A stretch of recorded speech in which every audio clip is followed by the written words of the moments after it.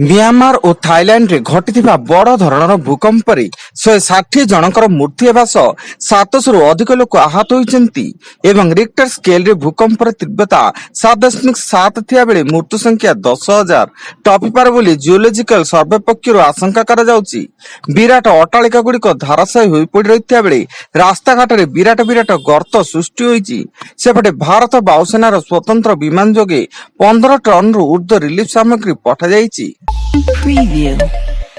पूरी तालबणिया थाना अधीन सिद्ध महावीर चमार साई स्त्री कुमारी थाना आत्मसमर्पण कला स्वामी कौन सी कथा को नहीं उभय स्वामी स्त्री मध्य बचसा होता।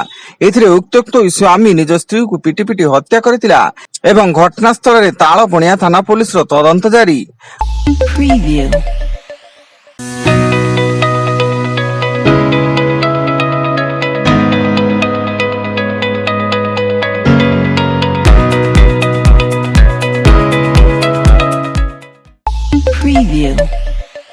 गंजाम जिला पुलसर पुरस्तमपुर थाना अधीन सम्मा गाँव में पूर्व शत्रुता को केन्द्र कर जड़े व्यक्ति को संगबद्ध भाव हत्या।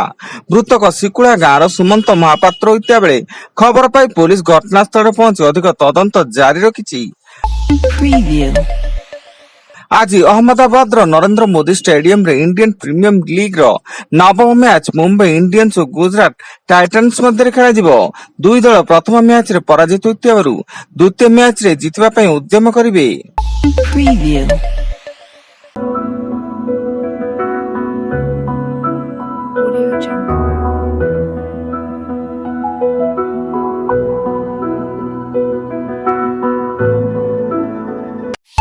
Preview. Audio Jungle.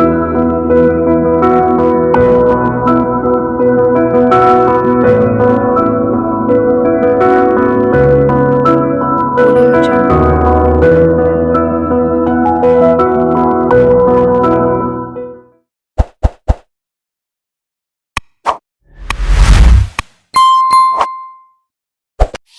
Preview. Eid ul Fitr रे सरकारी छुट्टी सत्वे मार्च 31 रे गुरुत्वपूर्ण आर्थिक कारबार पई बैंक खोला रहबो। आर्थिक कार्य निरंतरता सुनिश्चित करिया पई भारतीय रिजर्व बैंक ए निर्देश देइछि। एतिसह देश रे थिबा समस्त आयकर कार्यालय मध्य मार्च 29, 30 और 31 तारिख रे खोला रहबाकू आयकर विभाग निष्पत्ति नेइछि।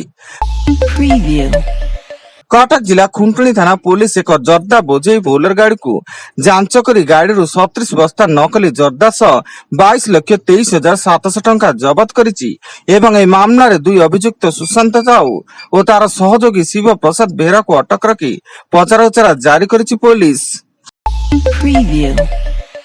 गोलंदरा थाना अंतर्गत बाघलटी गांव स्थित एक फार्म हाउस परिसर में 4 जन युवकों को रक्ताक्त आक्रमण। यह घटना रे पुलिस दुई अभियुक्त को गिरफ्त कर कोर्ट चालाना करता बेले गिरफ अभियुक्त मान हेले प्रताप चंद्र गौड़ और कान्नू गौड़ एवं घटना रे सामिल थिबा अन्य अभियुक्त मानन को धरबा पई पुलिस रो उद्यम जारी रहिछि।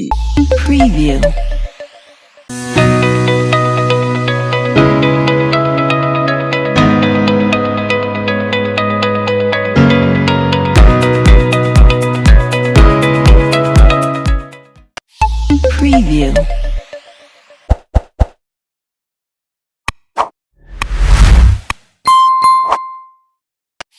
Preview.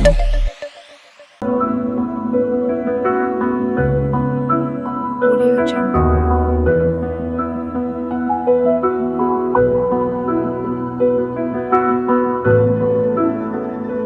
Audio Jungle. Preview. Malkangiri सीमांत छत्तीसगढ़ सुकमा जिला अंतर्गत केरला पाला जंगल रे पुलिस एवं नक्सल मध्य गुली विनिमय।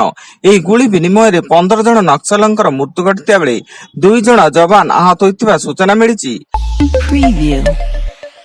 विजिलेंस जाल रे ओडिशा जल जोगाण एवं sewerage board assistant project manager Debasish Sahu आय बहिर्भूत संपत्ति ठूल अभियोग रे विजिलेंस तांको बासभवन समेत खोर्धा भुवनेश्वर एवं कटक 7 स्थान रे चढ़ऊ जारी रखिछि।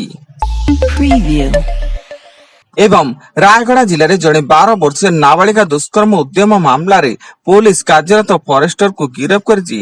पद्मपुर थाना पुलिस नाबालिका दुष्कर्म उद्यम मामला रे फॉरेस्टर नरसिंह शतपथी को गिरफ्त करी एक मामला रुजु करी घटनार तदंत करिछि।